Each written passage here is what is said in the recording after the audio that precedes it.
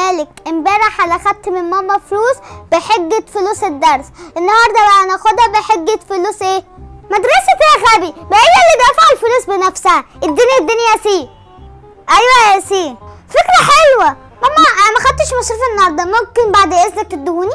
انا بيتهيالي ان انا اديتهولك النهارده. ابدا يا ماما، انا ما خدتش حاجة. امسك. تيجي فيا يا ماما. بس انا بيتهيالي ان الواد فارس ده خد مني المصروف النهارده، مش عارفه ليه حاسه بكده. انا احسن حل ان انا هكتب على ايدي ان فارس خد المصروف بتاريخ كام، عشان لما يجي ياخد مني تاني ابقى عارفه. ماما انا ما خدتش مصروف النهارده، بعد اذنك ممكن تجيبولي؟ طب بقول لك ايه، تعالى لي الاوضه جوه انا هديك مصروفك.